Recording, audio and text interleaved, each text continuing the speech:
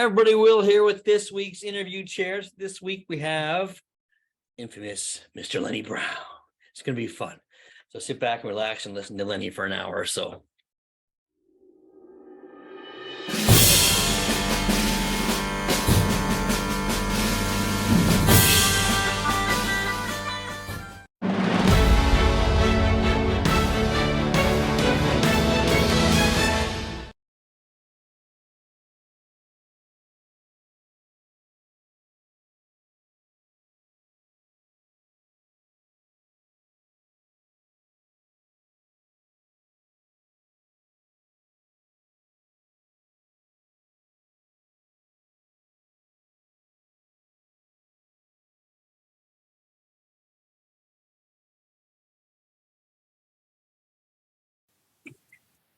Hi, everybody. Guess what we have for you today on the interview chair? We have none other than the infamous Mr. Lenny Brown. Hey, Lenny, how's it going, man? Very good, very good. Happy holidays. You too, and you're safe back from Orlando. Was it a long trip? Well, it's an easy trip for me. It was 7 hours, and then so it's not the hardest that some people have to do. Yeah. I think but I was talking. Big fan of what you're doing, and I love all. And I try to listen to all of them while I was driving or at home or taking a break. So I'm a big fan of the stories and everything that everybody has to say. I love it. Well, you're always messaging me with new ideas, so I think it's great. So. Yeah. You ready? You ready for your turn? All right, brother. Here we go. Tell me how you got started in dogs and how old you were when you first started in the sport of dogs. My father got me a German Shepherd, and I believe I was about 10 years old. And I don't know the reason how we gravitated to the Shepherds. He said it was me, but I think it was him, and I believed, I went along with it.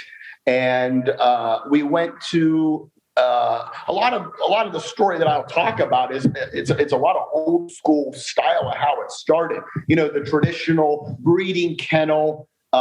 We went there and we picked out a puppy. My dad let me pick out the puppy. It was a litter of 3. And the reason I picked this puppy was it had a white tip on its tail. And I took that puppy. We named her Tracy. Goes home, be's the family pet. And of course, from there, a lot of the breeders, encouraged their new puppy buyers to go to the puppy matches and to go to dog shows. And we did that. I lived in Weirton, West Virginia. I grew up there, which was outside of Pittsburgh, which was right next to Steubenville, Ohio. It was kind of like that upper that little section there up there. And so we went to the Armory, to the local dog show, and I was hooked from day one, And it was kind of funny in the 10 questions that you asked me. I think from that moment, I never wanted, when I found out about dog shows and handling, I don't think I ever wanted to do anything else. And that's when I said that to you on that 10 questions. I thought about it. I was telling Tracy when we were driving, I never wanted to do anything else, Yeah. So it kind of just started from there. And Shepherd specialties were very predominant. So, and the area that I grew up in and I lived in was a very hot spot for big, powerful, meaningful shows. You had Northern Ohio, the German Shepherd Dog Club of Northern Ohio. You had the German Shepherd Dog Club of Western Pennsylvania. And then you'd also would run over to the German Shepherd Dog Club of Anne Arundel in Maryland. I mean, those 3 were the hottest, on the East Coast, So, and that's, kind of how that happened. So how old were you when you went in the show ring? Let's see, 10. And then I would say, let's say 12 before. I mean, maybe 10 as the puppy matches, but maybe before I went into the ring was, let's say 12. I think 12. Yeah. I don't know the exact, my dad used through the breeder, a professional handler by the name of Terry Howard. And he was a shepherd handler, and he did a lot of winning. Jim was at that time. Jimmy would have been showing Manhattan, and maybe ending with Manhattan when I first got into dogs. And when I think I first got into dog, that would have been '87 because he won Westminster in '87 with Hatter. I mean, I definitely knew who Hatter was, and it would have been that area. And then I think he was doing custom made. And I mean, Jim would always been a hero, but Terry ran the specialty shows. He was married to Linda Bankhead at the time. My dad used him as a handler, and I just thought those guys were the greatest people in the world. You know, they were, I was never a big sports buff. I mean, I played sports, in school and everything like that, but I was never that involved. It was those shepherd handlers that I thought were everything to me, So, yeah. So that's kind of how that was. And, shepherds have been my life ever since then. I don't really know how to do anything else, So is it over? That's it. We're done. Okay. I'll talk to you later. No, we're not. Yeah. Well, what happened? My mom was a principal, so education was extremely meaningful in my household, and so I did as much as I could with the dogs while going to school and throwing some sports. In there. And then, how would I say it started? I didn't really care a lot about all breed shows or other breeds then, just because shepherds were, when you would go to even all breed shows, there were, 50 to 100. It was like Goldens. It was 50 to 100. Every time. So I didn't really care. What made me even veer off a little bit was Sam Lawrence's involvement with other breeds, because Sam was such a he judged so many shepherds shows and so well respected and did so much for the German Shepherd Dog Club of America that I knew the name. I met him a few times, and then he was owning dogs, Lonesome Dove and Bart Simpson, Kryptonite. So then I would catch on. I mean, I think any information I could about dogs, I would suck in as a sponge. I mean, I was just captivated by all of anything that was dog related. So I think that's how that kind of all went forward. I knew Michael. I remember Michael Kemp coming with Lacey to Western Reserve when that was such a powerhouse show, and that kind of was pretty cool because Jim wasn't there. So I kind of was just fall around watching Michael, show the wire. I mean, he would not have known anything what I was trying to do, but, I definitely would read the magazines and know the connections, Yeah. So, and Bart Simpson and with Bob Covey and things like that.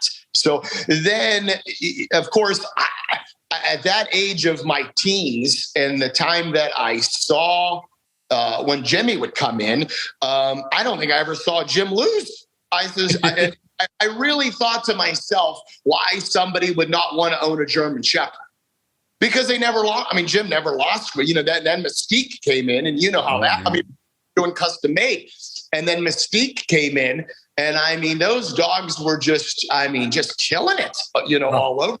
And I mean, I remember being on the Tar Heel circuit when you had Mystique out. I'm pretty sure he won every best in show. Yeah. Not to get off of anything, you want to know a funny story? Now that you said that is I was running River, this year, and I got to tell you this now. I said I was going to throw it in, and I had goals when I showed River of what I wanted to do, and I know I'm jumping around a little bit, but. Everything of how I knew how to show this dog, I learned from Jim. and Jim and I always had a rule. Because if he was ever judging, I would never ask him, about shows or anything of that nature. He kind of like let me go. I'd ask for advice in life, but never like to pick a dog show or anything like that. Well, anyways, when he was off, last year, this year we just did, I didn't talk to him for a while. It went, some time lapsed, and he knew what my goals were. And because we had goals, he would set goals on dogs. So I wanted to be top herding going into Westminster since they moved it to June. I thought it was very important to go into top herding. And he calls me and he says, "Where are you?" And I said, I'm upper Michigan somewhere. And he says, "Well, how are things going? I haven't talked to you for so long." And I said, "Oh, Jim, things are going very well. I mean, we're going in the top, going into Westminster. We're top herding right now. And we're 5 best in shows in a row." And Will, I swear to you, he says to me, "Oh, I had 22 on Mystique." and then he says, "And then I got in the group, and then I won 19 more in a row." My mouth dropped on the phone like this. And I said to him, I said, "I don't think I have 22 friends in life that would want to best in show, let alone, in a row." So I just, it just rolls right off the tongue for him, Oh, yeah. It was an amazing time. Oh, I remember. Yeah. That was there. Nobody today does that, goes into the Tar Heel of all shows and whacks every day. I'm sure it was every day. Every day. Yeah. So it was fun to watch, but Yes. Yeah. So back to where I was at. I had to throw that in when you said that. No, where were we talking about? You were still a teenager, and you were that was going good, and I actually people would have said it was a very good compliment, but I had like natural ability. That breed just came to me naturally, and I took a lot of criticism and advice, and I never let it bother me. And I would say I never did juniors, and of course juniors were not anywhere how they are today. Even the encouragement. I don't think anybody ever really gave me any positive encouragement, I swear to you, except for Terry Howard. And he was just always so nice to me and back now you're begging people to help you show dogs. I couldn't get into the ring because there were so many shepherd handlers. I would wait by the ring gate, literally, to take in the 6 to 9 puppy dog, begging to go, into, and they would bypass me like it was nobody's business. But I think I was so young, and it was before you were in puberty or hormonal or things like that would hurt somebody's feelings and steer you away. I just think I knew that's what I wanted to do, in life. And I just kept plugging away, till I got to my later teens. And then I met some an all-rounder handler by the name of Bob Double and his partner, Jim Martin. Yep. And I was going to college. I was going to college at that time. And I went and worked for them part-time while I was going into school, and it kind of just worked. And, they were not in the higher level as when I went to work at Jim's, but they taught me so much. Oh, yeah. I didn't have the fundamentals of how you, it was, the shepherd specials were a different time about how to take care of dogs and things like that. So, they taught me a lot about, basic fundamentals, and, even about being a handler, even about doing your book work, and the business end of it. They taught me a lot about the business end of it. They both were they had other jobs and were pretty successful in life. So that I was probably there for 3 years while I was going to school. Yeah, I vaguely remember you with Bobby. I remember. Yeah.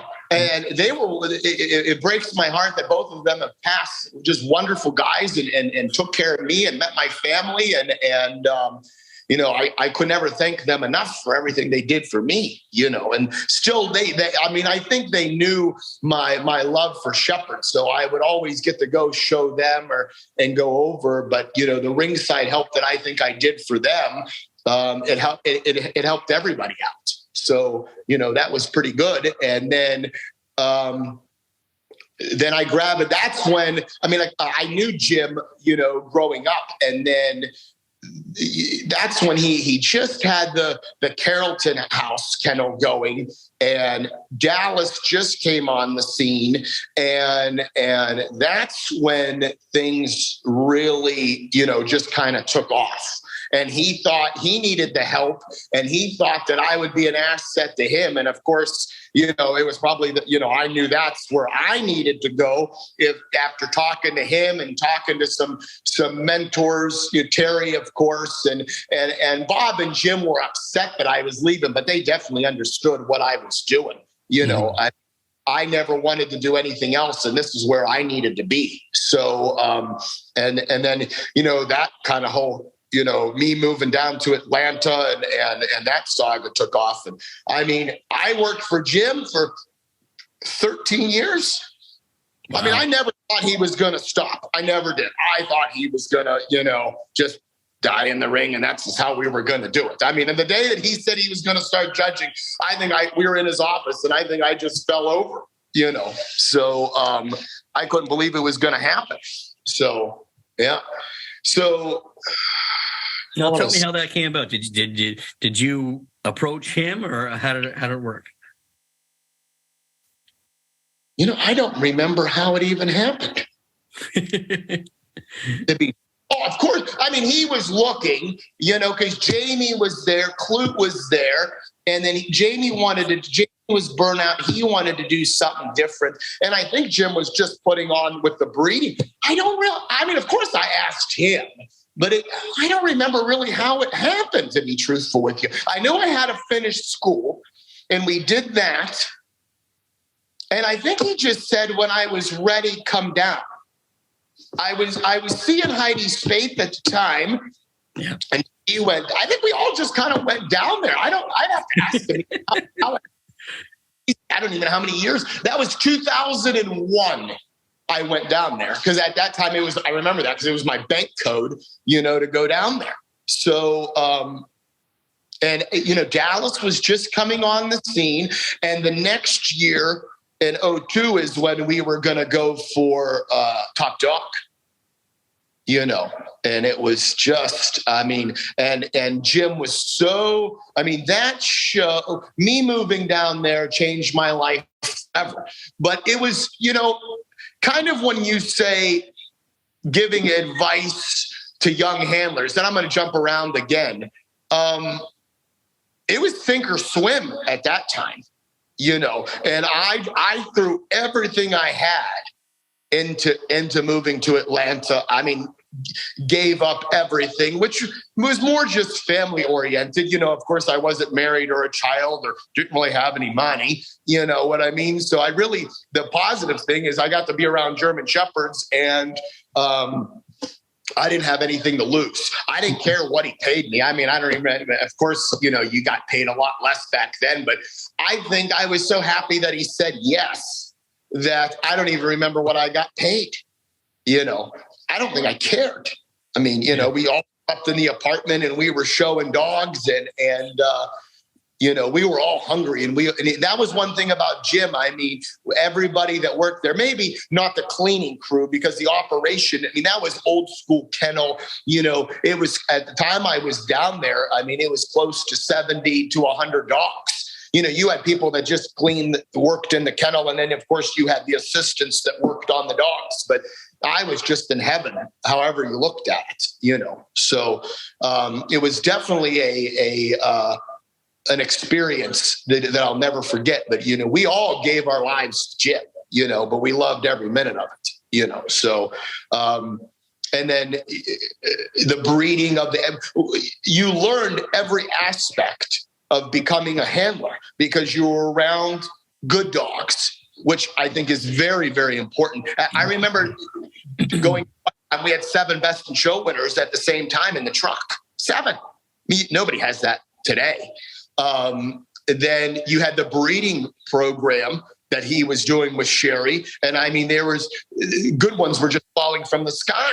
I mean, you were just constantly around good animals and you had to give it your best, because to keep up with the Joneses kind of a deal. I would say between him, again, cell phones, no internet, none of that stuff was going when I remember him coming into the kennel one day and said, it was like 10 a.m. And he said, stop what you're doing. We're going to go get cell phones. And I bitched because I remember my dad got me one for college so I can call home, and call my mom.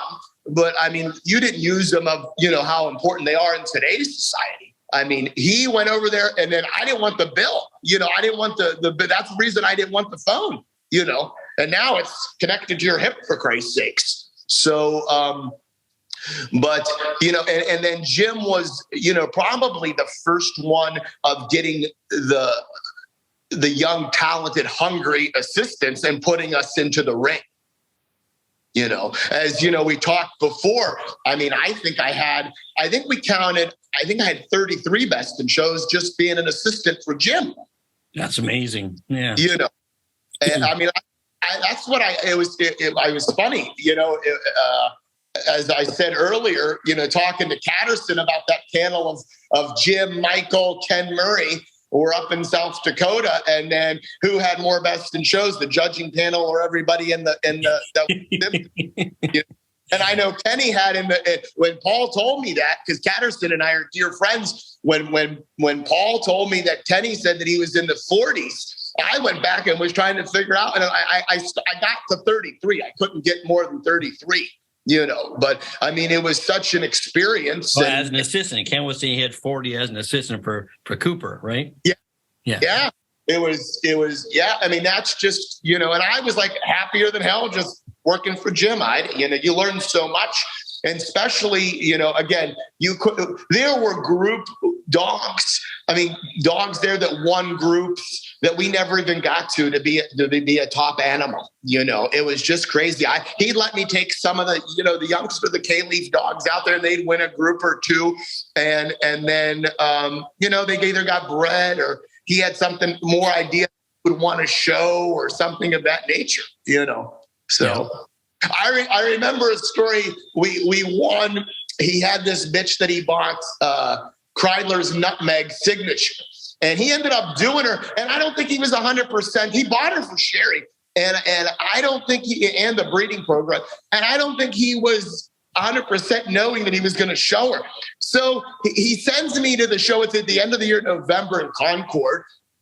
It was like 1,300 dogs in Concord. And he said, just show her. I think he ran to Columbus that weekend. And he says, take her and see what happens. So I took her, and he calls me Friday night. It was a 3-day show. And he said, how'd it go? How things going? I said, we won. And he says, well, that's good. You got her slowed down to win the breed. I said, Jim, we went best under Houston for 1,300 dogs. We take a look at her, and Jim, Houston was so well respected, you know what I mean? Especially in Jim's eyes, when I told him that Houston put her up and, he kept asking me, Houston, he says, is Jimmy going to show her? I don't know what he's going to do. I mean, there was just so many good ones to do. He ended up showing her, and she was, I don't know if she was top herding, but she was definitely number one shepherd. She could have been top herding. I don't remember. But it was stories like that. He just couldn't believe that, that first time out, Best in Show. I mean, the animals at that kennel were just amazing, Yeah, and they weren't just all shepherds, because you had at one point you had an Afghan, a Brittany, and you had the border collies. And my first Best in Show was on the Irish Wolfhound. So, which is, so it was so funny about that. And I think my second Best in Show was on the Cavalier, Adagio. And then the third Best in Show was I got to show Genuine Risk under John Reeve Newsom. Yeah, Jim had a family emergency and had to go, and I got to show Jenny under John Reeve, and it was so lucky, which is a cherished moment for me. I got to put a best in show on every special that he showed, except for I never got to show Dallas. Yeah. Which I wish that would have happened. But at that time, he was going for top dog. And I mean, we were Jim did everything, for that. He was so into Dallas and the breedings, because I believe Dallas maybe is the only dog. He was he was number one dog all breeds. He had 100 best in shows. He had 100 champions. And then one of his Genuine Risk had 100 best in shows. And I think he's the only dog to do that, which was pretty impressive, as a sire and as a producer. Because let's face it, the whole object of all of this is supposed to be breeding stock, so when you have 100 best in show winning dog that, wins that kind of an award and then turns around and throws out 100 champions, which it was more after that, but it was at the time we stopped at 100. And then to turn around and one of those turned out to win 100 best in shows. Pretty nice, Yeah, it's pretty impressive. Yes. So you were with Jim for, you said 13 years? Every bit of 13. Yes. 13. I was 21 when I started. I was able to, to drink, and legally. And then we went down there, and he just kind of threw you into it. And for me, it was definitely, I thought I was the least one there that had the experience at that level. I learned, I opened up and kept everything as a sponge, because Jamie and Heidi and things, they definitely had, a lot more traveling ability, knowing the world a little bit more than I ever did. I was a West Virginia boy that didn't leave that area. So, it took me a little bit to catch on. So, but I was probably the only one that would never leave, So I think everybody else had different visions, and I just figured, it would all come to me. And I was just more, I think for me, with the love of the shepherds is what kept everything together, So, yeah. And then I got to show the Border Collie Merlin. We got to win the group at Westminster when I was 25 years old. I remember that. That was something, I never thought that he was gonna, win that one. And then that was under Mrs. Collier. That was a big one, Now, you showed Merlin mostly, like you showed him most of his career yourself, didn't you? Well, we all, Heidi did the first year. And then Heidi had, different plans, and she wanted to leave, and then I wasn't leaving, So then I got to show him, and then I think I started January. I think I did him in the Florida circuit. And Border Collies then weren't as popular. I think he was the trendsetter of all that. And of course, back then there was no reserve best in shows, so you didn't have that angle to get a dog going. So, and then that was old school Westminster, everything was in the Garden. And then we won that under Mrs. Collier. And that just took off. That was probably a milestone of, I think Jim really thought that I was going to leave. And to be truthful, I think that was a thing that really probably tightened our relationship. That I think he knew that I wasn't going to leave after that when I said I wasn't, and we just went back to when we flew home to, business is business. But I never, ever had any inkling about leaving and thought I was prime time or big shot or any of that nature, whatever. It didn't even cross my mind. And I think he thought that I was going to, but sure. Natural, we all would think that. No, he had to quit for me to, and then I still didn't want to leave,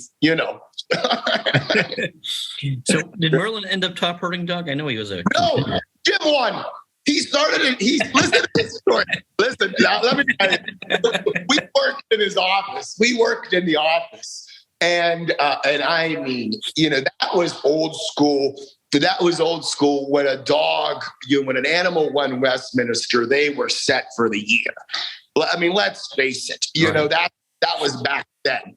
So after that, it just took off, boom, boom, boom. So Jim decides it was Louisville, Raleigh. He doesn't bring a special out till the last day of Raleigh. Okay. So he brings out, Genuine Riskert. I don't remember who he was doing. It must have been Tenacity he was doing. Yeah, because he showed Jenny and she went fourth. Yes, that's what he was going to bring out Tenacity. And I said, I was being all cocky. I said, you're not going to touch me. This dog.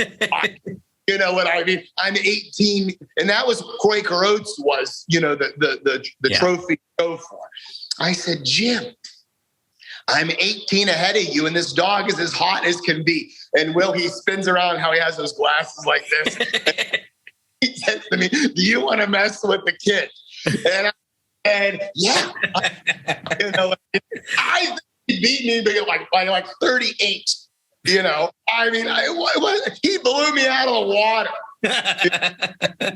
And he let me pick some shows. I was 25, dumb, stupid. I think I picked every wrong show known to man.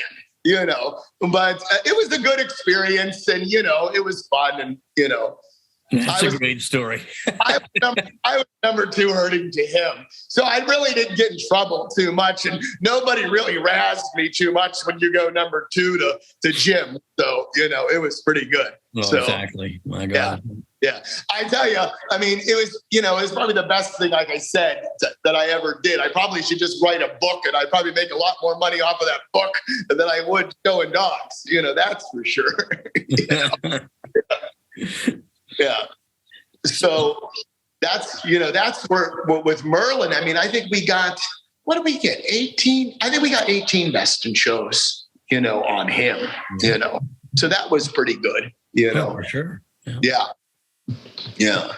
But for my 20s, I think besides the winning, I mean, that was fun. Don't get me wrong. I mean, everybody does this to win, but I think it was more of the knowledge of the breeding with the shepherds that because I knew that's the way I wanted to go. And I was always to take it back. Let's rewind a minute. I always had very good business people in my life. I was very attracted to the business end of the dogs. Still am today. Jim was pretty good. And I had a lot of good mentors in business that Jim was always good. Don't do what I did, do what I tell you to do, kind of a deal. The mistakes that he made. And also having different incomes to come in, to make this all work. The mistake that I think that I may have made or believed is I thought that all these handlers were millionaires. That's probably the biggest mistake that I made. And when I learned that they weren't, what I mean? I just had some different ideas of what I wanted to do. And, with maybe some breeding and selling some dogs and selling some, show dogs to people and, the kennel and things of that nature. So, that was kind of more excited me about everything than the winning. And the winning was great. I mean, everybody wants to do it, sure. But there was more other things that I wanted to get out of it, and also about, you got to know dogs. And I mean, we only hung around dog people and we only talked about dogs and I think one of the best things that I learned was to evaluate. Not every specialist perfect. I think that's where most people make their mistakes. And probably what helped me was at gyms is you saw so many good dogs that maybe I always had that that mindset that I wasn't going to run out of good dogs. Then you showed an animal for 2 years and you did the best you possibly could with, showing off the attributes to that animal and disguising, I don't want to use the word faults, but things that you could change animals. And then you did the best that you could in 2 years. Speed up. Some of the people I think have, turned that into 3 years. And then now you'll see some of the people that are so involved about they can't let the winning go. It's that person that you see, the dog never goes away. It's exhausting, right. And, but, of course, the whole dog game has changed, in every aspect of how you look at life. But, I don't know. I just, I guess I was taught never to lie of what you were doing. And then some dogs are better than, or animals are better than others, but you only can show what you have to work with. And sometimes you get into, maybe a little drier spell than you like. And sometimes, these special animals come out that could almost make a career for someone. So, and I was very fortunate that, not just in an all breed way, but maybe in my specialty career that I had some of these great animals, that just gravitated, my way and helped me, define my career of what I wanted to do, So I've been very blessed, and I've had some phenomenal breeders that I worked for, and that just gave me good dog after good dog, and that was very important. And of course, I mean, as that's probably it's taken the hit as society has made it with the cost and everything of how hard it is for breeders to keep going, and I think a lot of handlers, got into breeding because, their backs were against the wall, at least the smart ones, knew what they were dealing with when it comes to, the dogs, and I think that's what kind of, raises the bar a little bit is with handling. If you're not going to recognize the attributes and the faults of your animal, then you're never going to gain go anywhere in this business, because you're just lying to yourself, so, at least that's how I see it. No, you're right. I'm going to take you back a bit. I want to know the day that Jim told you he was retiring. I can tell you that it was early. We just got back from those shows in Tallahassee. I don't remember. Well, let's see. What year would that have been? Ava was born. Shit. Ava was Ava a year old? I'm trying to think of how it happened, how many years I did by myself, because he gave me Rumor's father to show, which was the Ike dog from Canada, from Alberta. I'm trying to say how we came over from the Tallahassee shows, the Panhandle circuit. That's when it all happened. But the good thing about it is at that time, that I was there, I was doing so much of the business end of it for him because he got involved in the deer farm that nothing was, it was more of an emotional thing for me than a actual doing it. I was entering the dogs through the entry service. We were doing all the hotels. So I was doing 90% of the business aspect, so that wasn't the only thing that changed on that aspect was it went from using his credit card to my credit card. I mean, nothing really. And to be truthful, now that I think about it, I think he made me get my own. And then I worked off of my own because let me tell you, that will make somebody, when you have somebody else's credit card, it's a lot easier just to go haywire than when that thing, exactly. Yeah. when that $1,000 a month expense bill is in your start cutting back. I believe you. I think he did that to me to teach me a lesson. But yeah, we talked about it, and he set me up pretty good. I mean, by then, all the clients were with me, and it's not like I didn't know. It was more of a sink or swim kind of a deal, and I guess I just never believed it wasn't going to work. Did he call you into his office and say, Lenny, Yeah. I decided to. Yeah.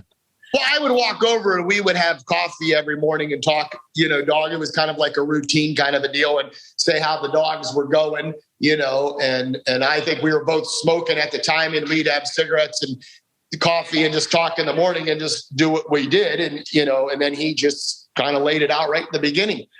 But, I never wanted him out of my life. So again, it was more emotional than actually having to do the work, because when he gets wrapped up in something, he was so devoted to the deer farm. I was going to half the shows by myself or whoever was with me at the time, and Patrick and everybody else. So, it wasn't anything we couldn't handle. So it was good. But, that's the way that he wanted to go. And it just, kind of made all sense. See, I couldn't buy the kennel. We couldn't get the kennel license. So that's why I never stayed in Georgia.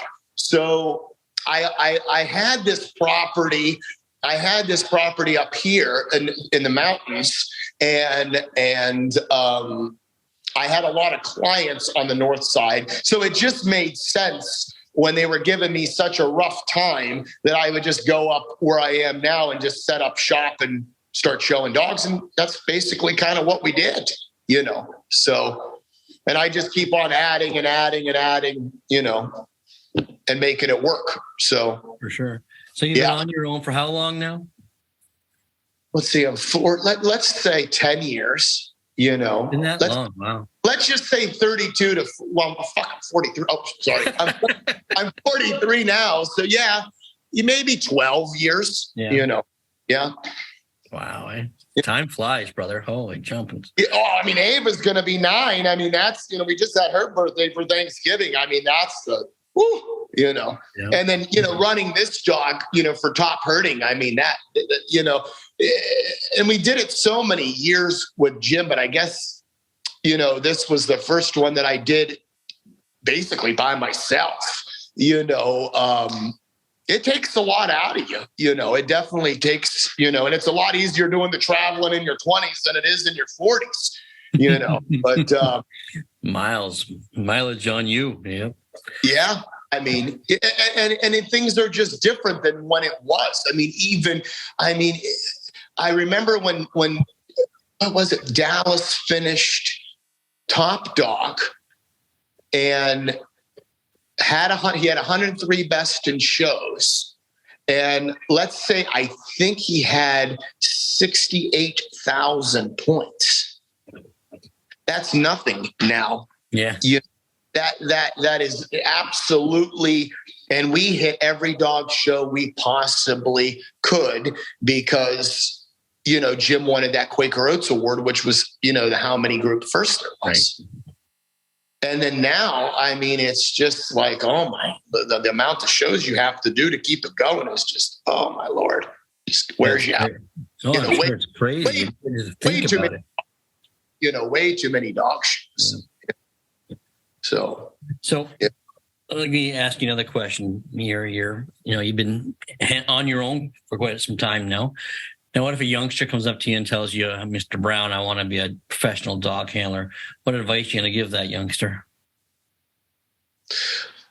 Well, one, you would definitely the education would be very important because it's a little nerve-wracking, scary to see how things are going to go in the future. I don't know if I would discourage someone. I would probably look at them and look in their eye to see if they're hungry. Because if you're not hungry, if you're not willing to throw it all in, you're going to drown, especially of now. The whole aspect of even people working for you is different. I think every day of my life, I was afraid that he was going to fire me. and a lot of people were in that aspect. Maybe even if you went up, I'm thinking of Jim's Kennel and thinking of, the only person that comes off the top of my head of matching it would have been Peter's, and of that amount of dogs and that amount of good dogs. I'm not saying there's anybody else. It's just the top of my head. Sure. We were so, I guess the era of people, that are in my age bracket. We gave so much for them, and I don't think you see that today. There's no loyalty like. Oh no! You 13 years with Jim. And you would have kept on going. I ever would have left. Yeah. Ever would have left. But I guess I would say for that question would have been, you got to throw everything in. You got to give it your all, and I think a little bit of important on the business end of it is I think you would have to be a little bit breed oriented, and you would have to have that breed, for an example, to carry you through in tough times. And that shepherd breed has done everything for me and my family, the people that I met, especially, during COVID, that was a scary time for anybody because the whole animal business, let alone dog shows, but even the boarding business. I had clients that definitely took care of me, in that time. I never borrowed any money or anything from the government, but I had clients that took care of me, and none of that would have ever happened if it wasn't for German Shepherd dogs. Right. I owe my whole life to that breed, and I will promote them as long as I can. You're definitely not going to do it when you're older.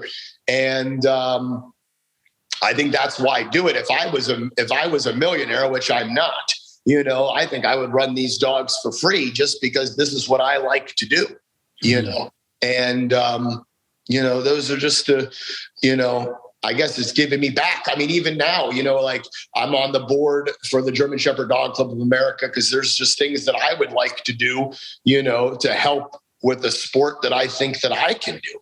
So, giving back, I think the way the juniors is going is good in the right direction because for me, there is nobody that gave me that kind of support or encouragement. I had zero encouragement of I sometimes I ask myself of how I kept doing it, because you didn't have that kind of positive people to tell you every time you go in. I think they've changed it a little bit, wrapped up a little bit too much on the wins.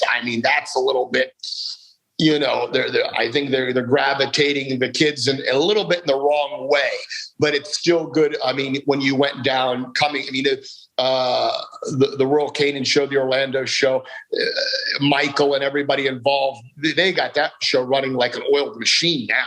It is, 5,000 some dogs. And that's going to be the mecca of dog shows. That can even make or break a top spot. It already had this year. I'd rather not get into which group it was, but there were several groups that it definitely changed, through the outcome of that dog show. But I walked by the juniors ring, and there's a lot of participants. There's a lot of good, young kids going involved.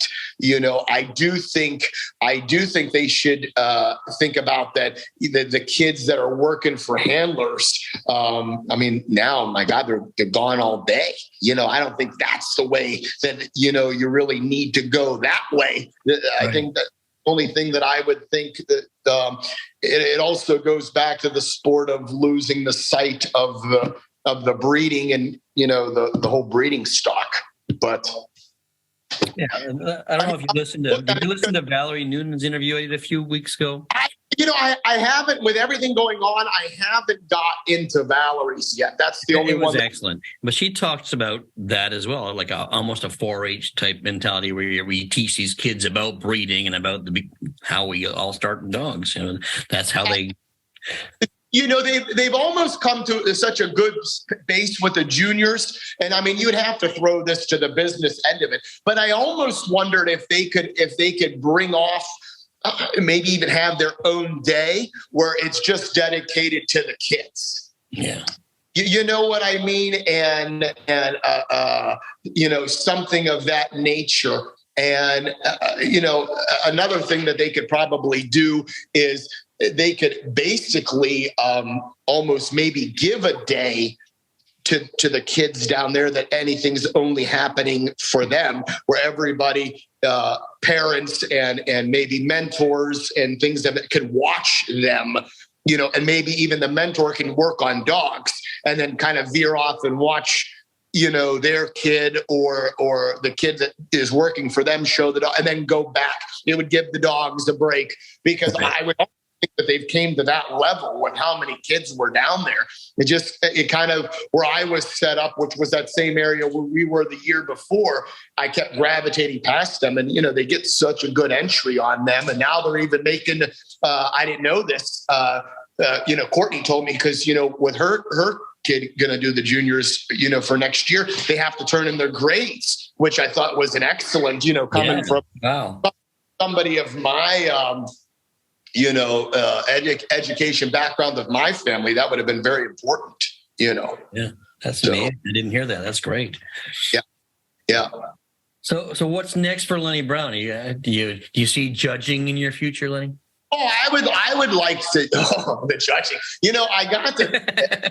Here's a topic that we could kind of throw in is judging. I got to judge a fraternity right after COVID, right when COVID came back, and it was. It made me think about things different. As a handler, I don't really get that jacked out of shape when it doesn't fall my way. I definitely look at it, different before I blow up. I might blow up on an occasion, but believe me, I'm like for 5 minutes and then I'm pretty much done. I can keep it pretty cool.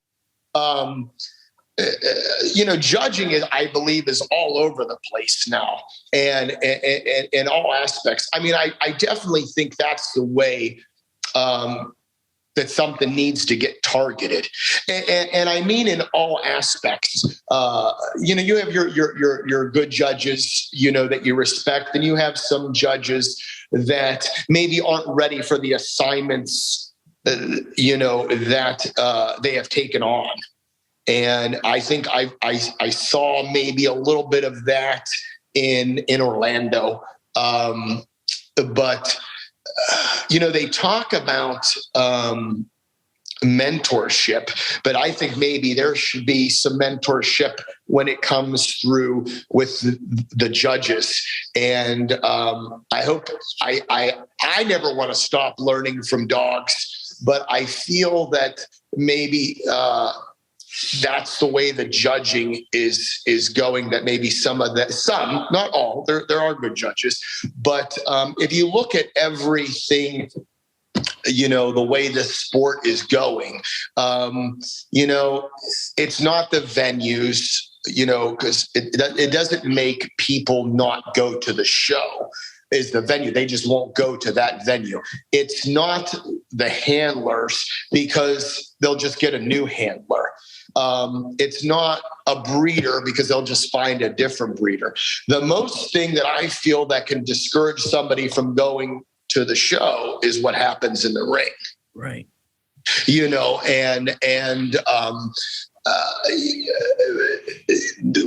can get off of that subject and go into that they're making it very hard for people that have dedicated their whole lives, in getting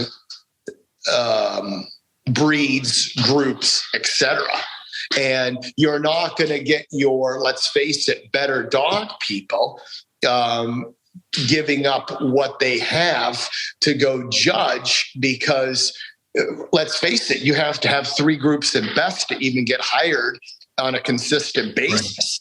So, who is the last one who they gave the group to that I like? Allison Sutterman, terriers. Yes. You know what I mean? Absolutely. But I mean, I hope she doesn't mind me using, her as an example. It's just the last one we got talking about it. I mean, one group isn't really going to help anything, So I think they have to attack a situation where for somebody to give up the handling, they just can't still be floating on that one group. That's going to mix judging into the business aspect of, let's face it, there's some good judges out there that make a pretty nice little living judging dogs, and they do a wonderful job. And that's probably why they're great people. They do a good job. They do an honest job, or at least they do an honest job in the opinion that they see it. You can follow them. There's a lot of good ones of that nature. But I think that sometimes I wish, especially coming from German Shepherd dogs, that they would ask. I wish that some would come and ask more questions. Mm-hmm. I don't know if I'm saying that right, but it's just more of a healthy conversation about dogs. I mean, I just think that's just in my opinion, that coming off of Facebook. I mean, which I'm not a big fan of it, but they have like the judges report card. I think that's terrible. Because I don't think anybody goes in there for the most part to try to screw it up. You know what I mean? But sometimes I feel that when they get attacked is maybe they're a little bit over their head, so, just. I feel like in my younger days that there was more open conversations between judges and breeders and handlers. And you needed those things. I learned by listening, so. Absolutely. And going back to them, I mean, even to this one, you have to tread on needles now if you wanted to even talk to somebody. Right. You have to come up with a peace sign, like, let's go ahead and talk about something, because, they'll kind of, the conversation can go the wrong way, And believe me, that's what taught me into, it takes a lot for me to get riled up, So I can still remember being in the ring showing a dog to Jane Forsyth, and she'd be going over my dog on the table, and she'd be telling me about the dog she had just judged like two ahead of me, that I should take a look at that dog and look at the attributes of that dog. Even though I was in the ring trying to push my dog at her, she was trying to tell me, well, there's two dogs ahead of you. That's a really good dog, Will. Well, I mean, those are, let's face it. I mean, that's old school dogs. And I mean, of course, yourself for doing what you're doing now with these programs that you're putting on, or even somebody like me that's a student that loves to listen to every one of them. I mean, probably, the stories coming from like Ken Murray was one of my favorite ones. I mean, Ken can remember things. Oh my God. Unbelievable. Yeah. I couldn't believe it. But I mean, he hung around so many true dog people, and that's how you learn. But I just think some of the people are just going through the motions to get hired. And I think, maybe, and I'm not saying that people are doing a bad job. I just think that's the way that needs to be. And I'm not saying there's a right answer or a wrong answer, but those are the things that need to be, if you want to use the word, addressed, because that's going to be the way it's going to make people go the different direction. And the reason I say that is, in today's society, there's so many things to do. And I think somebody, let's say my generation, you're almost taught now to walk away. You don't have the fighting that you used to do, in the world. I think today's society is more about, at least for my generation of parents, you just pick your kid up and you walk away and you just go away. You don't get into altercations or anything of that nature. And I think that's why a little bit of the dog game went the wrong way, is because, maybe you want to say you pack your toys and you go home, and nobody's going to stick it out, and let's face it, I think they've drugged, a dog show is considered an event. And I think they've drugged the event out a little bit too long, and I don't think we're getting, I personally think how the Canadians do the group system is the way that it should go. because when you get the people there at 10 o'clock in the morning, and there's a bunch of dogs in a group being judged, that's what gravitates people there. Nobody wants to come at 10 and wait till 3 o'clock to watch the group event. Right. I'm not saying all shows, right, but I was always a fan, coming from the German Shepherd group, and the Canadian National was kind of like our sister club, for us going up there. I did get to spend some time up there, and I always thought that system was, a better system of keeping people intrigued through the day. Yeah, I agree. And I always, when we have our bigger events, we have the Friday and Sunday, we'll follow that procedure. And then Saturday, we have groups starting. Yeah.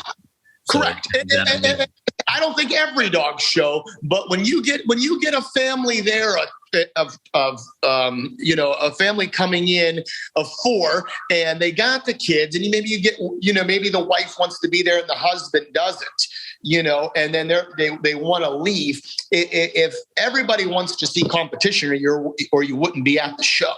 So I think if they did something where it keeps people wanting to be there, or an attractiveness, it would help out a lot, because you're not going to get the, you don't have people nowadays with a lot of land. People live in neighborhoods, and there's more things to do in neighborhoods. So many distractions nowadays. There's correct. So many things.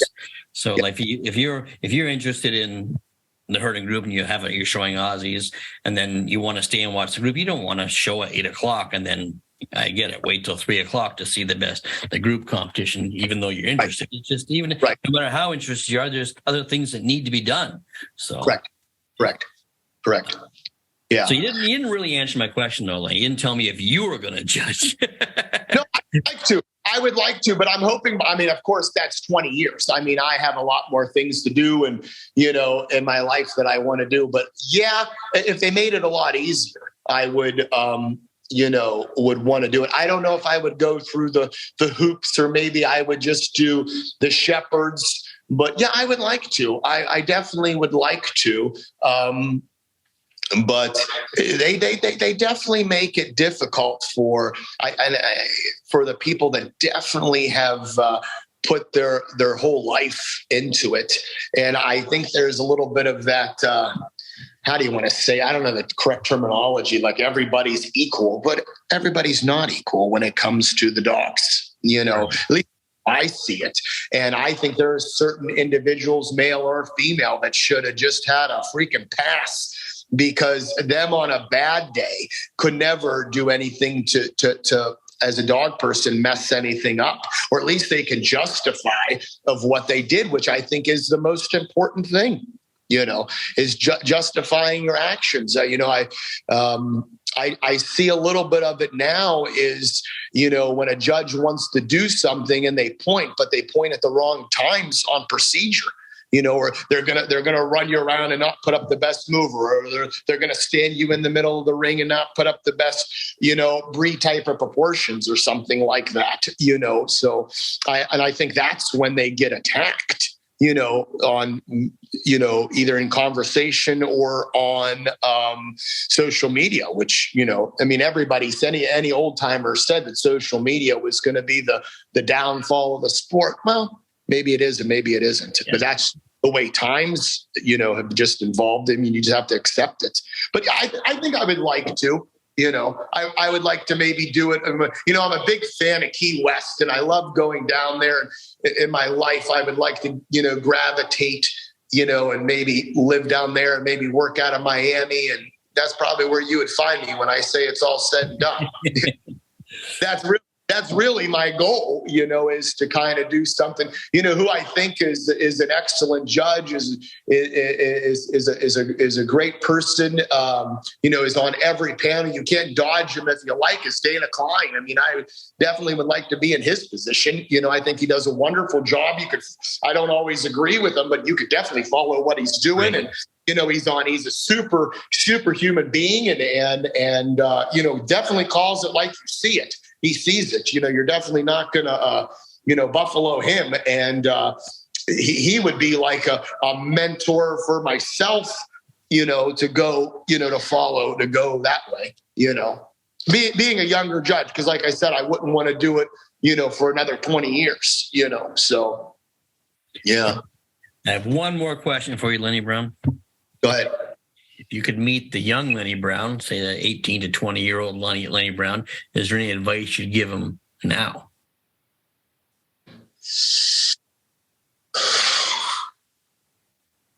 That's a good question. I can't believe I've never thought of this and you asked. I've heard you say this, and I guess,